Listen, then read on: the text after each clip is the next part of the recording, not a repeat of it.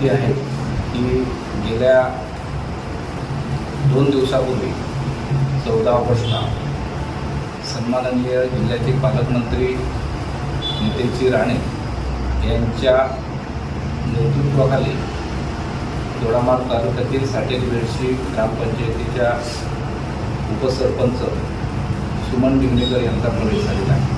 आपला सर्वांना माहिती आहे की गेल्या वर्षभराच्या आतमध्ये त्यांचा शिवसेना पक्षामध्ये प्रवेश झालेला होता, परंतु त्यांचा प्रवेश हा काल भाजपमध्ये झालेला आहे आणि त्या ठिकाणी भाजपच्या दोडामार्ग तालुक्याच्या पदाधिकाऱ्यांनी नितेश राणे साहेबांना चुकीची माहिती दिलेली आहे.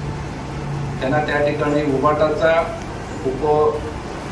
सरपंच आणि त्यांचे कार्यकर्ते अशा प्रकारचं त्यांना सांगवलेलं आहे की भाजपच्या तालुका कार्यकारिणीने खोटी माहिती त्या ठिकाणी दिलेली आहे.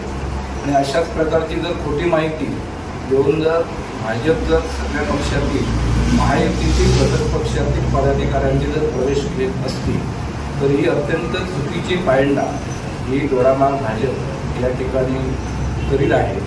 तरी माझी त्यांना विनंती आहे की अशा प्रकारचे प्रयत्न त्यांनी याच्यापुढे करू नये, अन्यथा इतर पक्षाला सुद्धा आपला पक्ष वाढवण्यासाठी चांगल्या पद्धतीनं काम करता येईल. परंतु महायुतीने दिलेल्या निर्देशानुसार त्या ठिकाणी आम्ही कुठल्याही घटक पक्षातील पदाधिकाऱ्यांचा प्रवेश घेत नाही. याचा अर्थ असा होत नाही की आमच्याकडे इतर पक्षाचे पदाधिकारी कोण प्रवेश करायला येत नाही.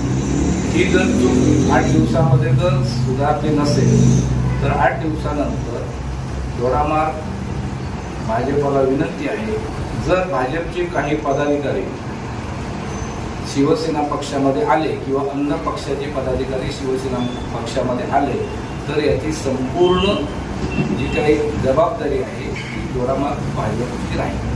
ही या आजच्या प्रेस कॉन्फरन्सच्या माध्यमातून आपल्या सर्वांच्या माध्यमातून संपूर्ण दोडामार्ग तालुक्याला आणि सिंधुदुर्ग जिल्ह्यातील भाजपच्या पदाधिकाऱ्यांनाही कळावी अशासाठी आजची ही प्रेस कॉन्फरन्स आहे.